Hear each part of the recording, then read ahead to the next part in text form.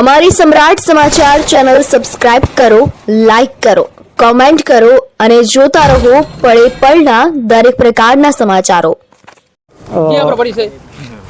દુર્લભજીભાઈ ગણેશભાઈ મકવાણા અને મારી બાજુમાં ચંદુભાઈ તાલુકા સદસ્ય છે, ગામના આગેવાન, ભાજપના કાર્યકર છે. ગામના બધા આગેવાનો અહીંયા આવ્યા છે. ગુજરાત મેરીટાઈમ બોર્ડ દ્વારા અલંગ શિપ બ્રેકિંગ યાર્ડમાં જે વેસ્ટ કચરો એના માટેની જે વેસ્ટ નાખવા માટેની સાઈડ આ ગેપીલ છે, તો ત્યાં લગભગ સેલ છે એ બધા પૂર્ણ થઈ ગયેલા છે.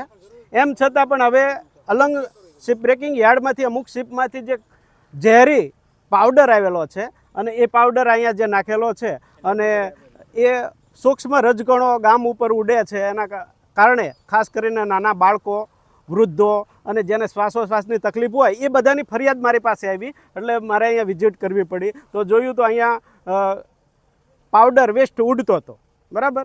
અને એટલે અમારી રજૂઆત એ છે કે ભાઈ આ પાવડર લેવાનો બંધ કરો અને એનો યોગ્ય નિકાલ કરો. એની સામે અમારી બીજી એ પણ રજૂઆત છે, નેશનલ ગ્રીન ટ્રિબ્યુનલે જે આદેશ આપ્યો છે, બરાબર, એની ગાઈડલાઈન મુજબ કામ કરો, એની ગાઈડલાઈન મુજબ કામ કરો. અને બીજું સામે અમારે મણાર ગામે ગૌચરમાંથી મેરીટાઈમ બોર્ડને વેસ્ટ નાબૂદ કરવા માટે 36 હેક્ટર જમીન ફાળવેલ છે. તો ત્યાં મેરીટાઈમ બોર્ડ વહેલી તકે ડેવલપ કરે અને આ ગામની નજીક જે 500 મીટરથી નજીક આ સેલ છે, બરાબર, તો એ બંધ કરો અને ત્યાં ડેવલપ કરો. અમને વાંધો નથી. ગામને આ ઝેરી કચરો, ગામમાં અમારે પીવાલાયક પાણી રહ્યા નથી. કેન્સરના કેસ ઘણા બધા છે અને કૂવામાં કે બોરમાં જે અત્યારે પાણી આવે છે પીવાલાયક છે નહીં. આ અમારી રજૂઆત છે. એટલે મેરીટાઈમ બોર્ડને પણ જાણ કરશું, જીપીસીબી પણ અમે જાણ કરીએ છીએ અને વેસ્ટ કચરો બંધ કરો એની અમારે રજૂઆત છે.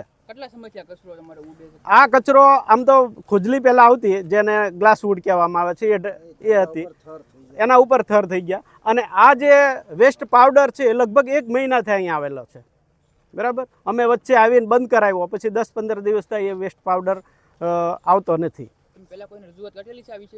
આની રજૂઆત કરી હતી. અહીંયા જે સાઈડ સંભાળે ને એની પાસે અમે આવ્યા હતા, રજૂઆત કરી હતી. એ સમયે અમે વિઝિટ કરી હતી, એ વખતે પણ રજૂઆત કરી હતી.